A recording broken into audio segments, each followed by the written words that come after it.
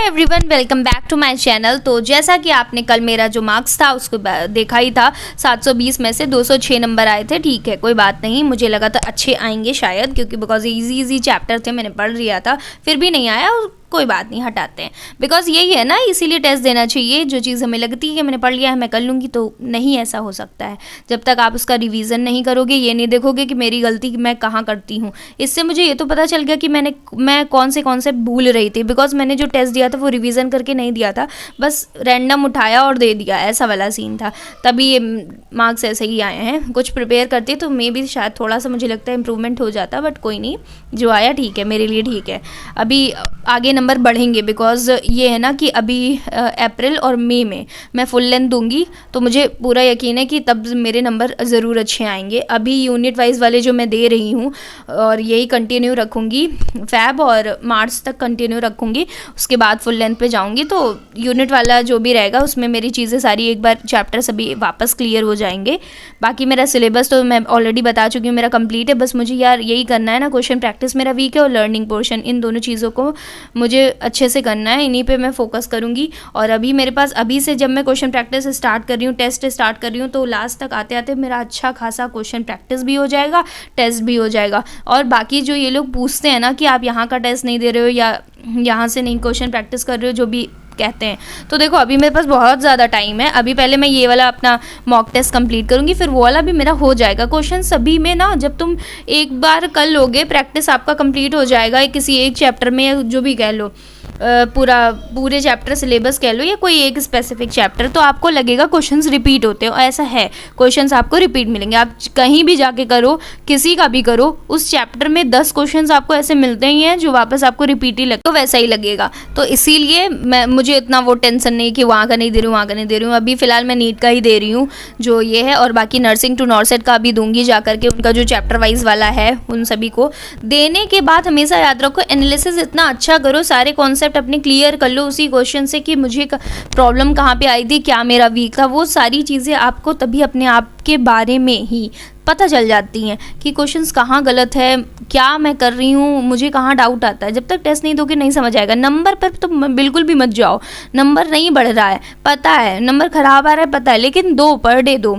अभी से अगर आप स्टार्ट करोगे पर डे देना टेस्ट या क्वेश्चन प्रैक्टिस करना, तो आप सोचो कितने ज़्यादा क्वेश्चन प्रैक्टिस आप मई तक कर लोगे, कितने टेस्ट दे लोगे, तो आपका कॉन्फिडेंस यहाँ पर जो है वो जा कर के यहाँ पर आराम से आनेगा। क्योंकि मुझे इतना पता है ना, मेरी हमेशा से यही गलती, मैं टेस्ट और क्वेश्चन प्रैक्टिस बहुत कम देती हूँ, लेक्चर और थ्योरी के पीछे ही भागती रहती थी हमेशा। तभी मेरा कॉन्फिडेंस भी कभी नहीं बढ़ा, प्लस ये भी नहीं पता चलता मुझे कि मेरी गलती कहाँ पर है, मैं क्या कॉन्सेप्ट मेरा वीक है, क्या मुझे आता है, ये सारी चीज़ें नहीं पता चलती हैं। तो अभी टाइम है, जैसे अगर नहीं आ रहा है आपको वो चैप्टर, तो वन शॉट से कवर कर लो, अदरवाइज कोई ज़रूरत नहीं, क्वेश्चन प्रैक्टिस पे आ जाओ।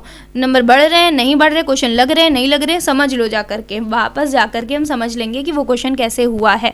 वीडियो सोल्यूशन यूट्यूब पर सभी का पड़ा रहता है, वहाँ से हम देख सकते हैं, तो वहाँ से हेल्प मिल जाती है काफ़ी ज़्यादा अच्छी खासी, हर क्वेश्चन का आपको मिल जाएगा, तो उसमें कोई टेंशन वाली बात नहीं है।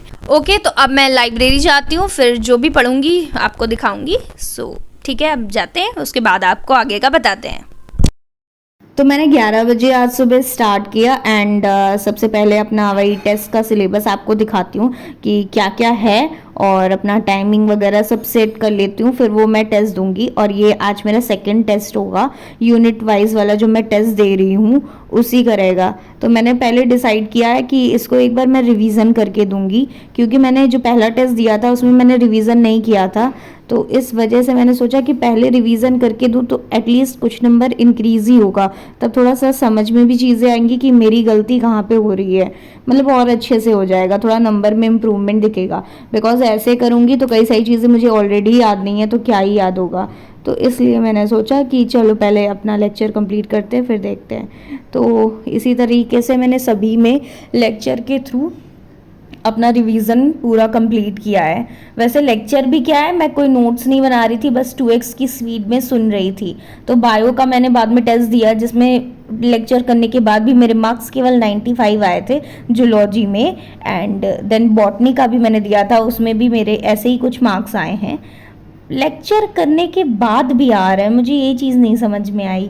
बस यही है ना कि चीज़ें लर्न करनी है, क्योंकि बहुत सारी चीज़ें लेक्चर करने के बाद भी लर्न थी ही नहीं मुझे, तो मैं वो कहाँ से करती।